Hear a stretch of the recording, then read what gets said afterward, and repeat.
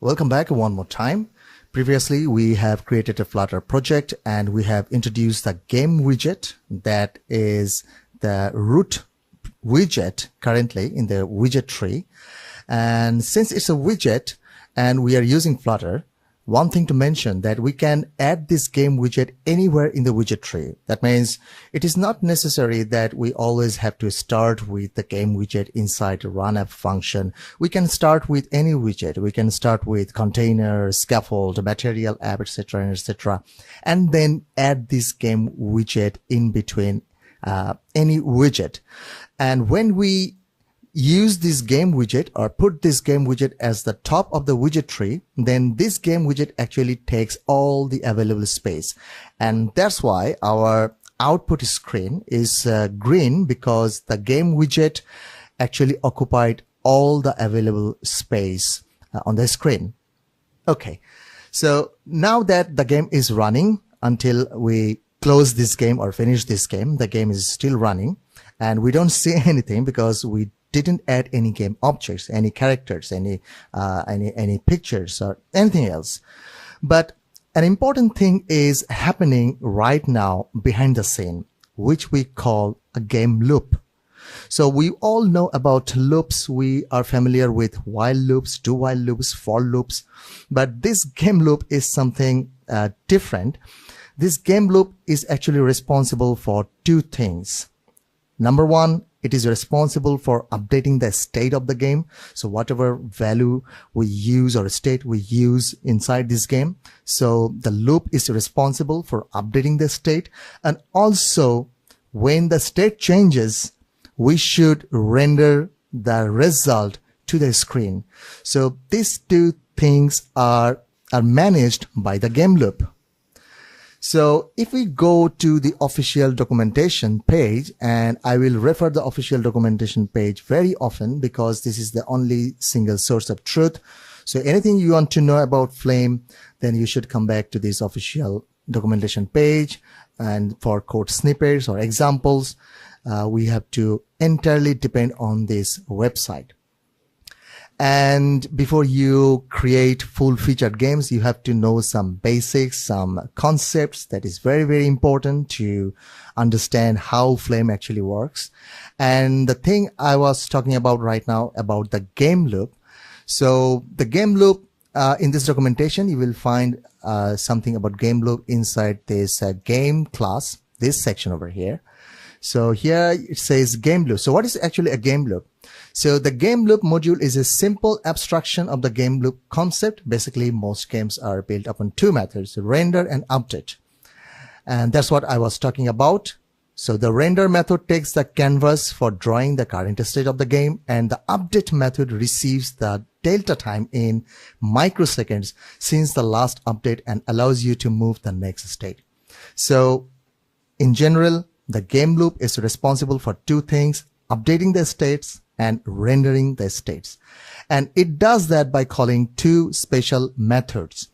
So inside our game class, we already have overridden one method, which is a background color, to change the background color of the game. And also we can override two more methods. So there is a method called update. If I start typing, our IDE should show suggestions, but if you don't see anything or any suggestions, then we need to actually write the correct signature of the method, like the return type or the parameters, etc., etc.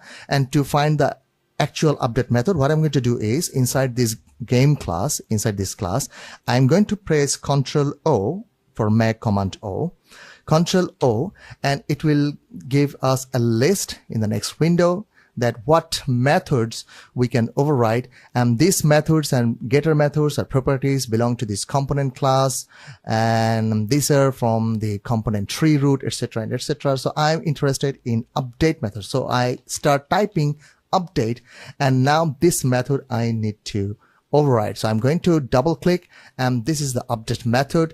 And inside that update method, one thing I need to do is I need to call the super. So here I am going to say or type super.update. So this will eventually call the parents update method. And now I'm going to override this update method and do something else. Similar to this update method, we have another method which is called render. So I'm going to type render, or maybe I'm going to press Ctrl O and type render and down arrow. So this method I need right now, render, that gives us a canvas to draw. So I'm going to hit enter. So this is the render method, and just like the update method, I need to call the super.render, the parent's render method, and pass the canvas.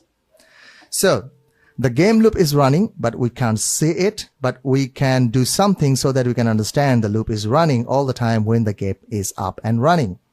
So inside that update method, it returns actually void, and it gives us a value, a double value, dt, which stands for delta time.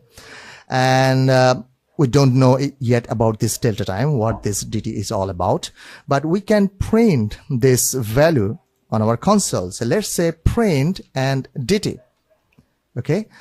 Or maybe we can print some message like this one. So updated, last update since, and now I'm going to call this, refer this dt.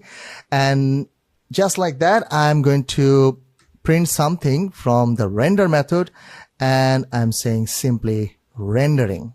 That's it. So now if I open the game window, or maybe I restart the game and go to console and open the window, and you see that these two things are called simultaneously. How frequently they are being called? So they are being called, or if you look at the value of this delta time, it is 0.08. This time actually indicates the frame change. So every time the frame is changing, maybe the value indicates that the frame change may be 60 frame per second, 60 FPS. So this render method and this update method is being called 60 times per second. So every time the frame changes, this update method is called, and this render method is called also. So whenever we want to change some state, then the update method is used to update the state, and after the update method is called, the render method is called immediately to showcase the updated state on the screen. And that's what you see. This is the update method, and this is the rendering method. Again, this is the update method, this is the rendering method. So every time we run the app, or even we resize the window or resize the game window, at that moment, the update and render method will be called once again. So if we want to do something like move an object from one place to another, then this update method is super useful. And sometimes this value is also useful if we want to change something, change the state to some degree. Then we also use this delta time value, and you will see me using this delta time value in a moment or in the upcoming lectures. So this is a very important concept. This is all about the game loop. The game loop is responsible for updating the state and rendering the current state on the screen.